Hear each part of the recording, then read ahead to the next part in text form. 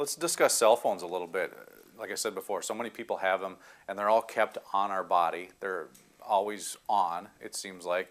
A lot of people have them right next to their bed, use them as alarms.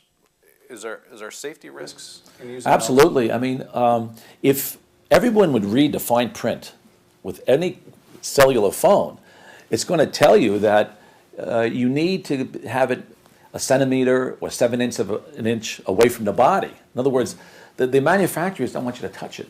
If you read the fine print very clearly.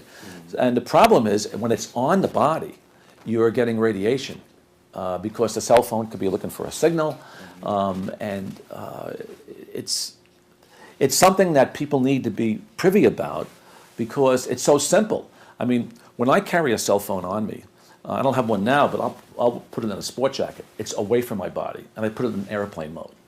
And so, in other words, I'm not being affected by it. The worst thing with a cell phone is when you're talking right here. You're holding it, and it's in your ear. It's in some very sensitive tissues, and those vibrations, those toxic frequencies, are not only going through the brain, but they're going all the way down to your toes because we're an electrical being. So when it comes to cellular phones, you need to be smart. I mean, look, we can't live without our cellular phones. I mean, let's face it, I can't live without a cellular phone. But when I use it, I'll put it on speakerphone, and I'll put it on a table, and I'll speak 3 feet away. And I'm getting like 1/20th of the radiation I'd be getting when I'm holding it. So it's very important that when we use cellular phones to get away from the radiation, and the longer you distance yourself, the better it is. Do we know what the long-term dangers are from their use? Because they weren't even popular when I was in school. I didn't get one until I was probably 25, 30 years old. But now there's kids in elementary school that have them. They're going to have them their entire lives. Do we know what long-term use might lead to? Yes, we do. What we do know, it takes about 20 to 30 years of heavy cellular phone use to develop tumors in the skull. We do know that. Some of my neurosurgeon colleagues are telling me that we're going to have an epidemic of brain cancer in the next decade. It takes a long time, but it takes a much shorter time to get thyroid dysfunction.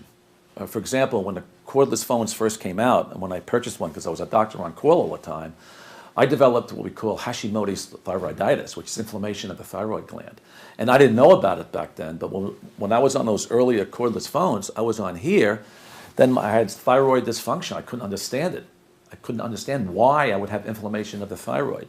So we're seeing an epidemic of thyroid disease. We're seeing a lot of tinnitus. You know what tinnitus is? It's ringing in the ears, which can lead to deafness. We're seeing macular degeneration. We're seeing salivary gland tumors. We're seeing more breast tumors. So we're seeing the effect of this radiation. And basically, it takes time. But from a cardiovascular point of view, what I've discovered is that a simple cordless phone or a cellular phone can disturb heart rate variability, which is a very, very significant factor in the heart, and that can occur momentarily. That's why some people are so sensitive to this stuff. They develop palpitations, they get headache, they get dizziness, they get lightheadedness. That's what we call autonomic dysfunction, where the heart is being affected quickly, very, very fast. And again, there's research on this. School children, I belong to an organization to protect children from Wi-Fi in schools. And there's been horrendous situations in schools where children become sick. There's been sudden death reported in children. So if you have a vulnerable child, let's say with a congenital abnormality of the heart, nobody picks it up, and Wi-Fi can disturb heart rate variability like we know it can, that can cause the heart to go out of rhythm.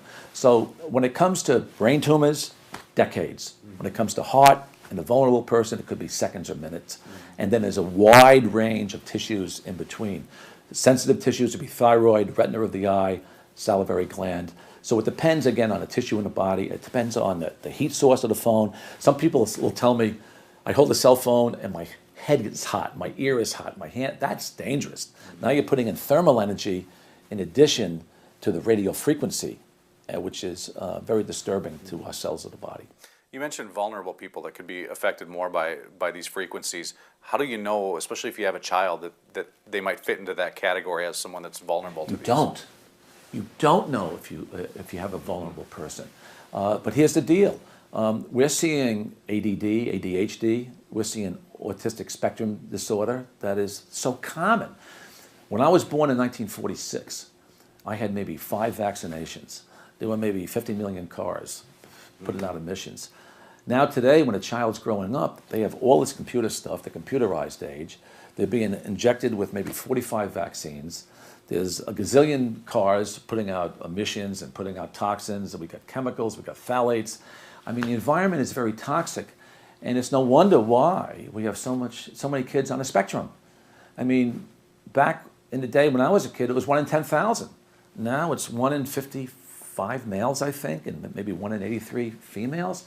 So we got to look at Wi-Fi and electromagnetics as a mechanism that opens up the blood-brain barrier. So if you do get a vaccination and you go home to, let's say, a cordless phone, you're a little infant, or your mother's carrying you on her belly, you know, in a little sling, and she's talking on a cordless phone, will those vaccinations go to the brain? Absolutely, because the Wi-Fi opens up the blood-brain barrier, which is a protective mechanism.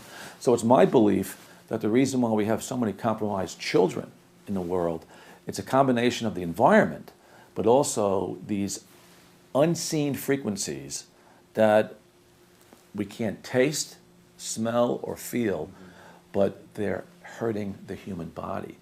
And the most vulnerable people are the neonates or the unborn, and the younger you are, the more susceptible you are to radiation. Now, they've done studies on this. They've taken a 5-year-old and put a cell phone next to a 5-year-old and measured images in the brain, and it travels all the way through the brain. 10-year-old is halfway through the brain. An adult, it's right in the ear area, right? You know, that's why acoustic neuroma, for example, which is a tumor of the auditory nerve in the ear, well, it's not uncommon, but it occurs with electromagnetics. But the older you are, the skull is formed. So younger children, and especially children, you know, who are playing with cell phones or talking at 5 years old, the radiation is going deep inside the brain. And that's why my neurological colleagues tell me that we're going to have a real problem in the next decade.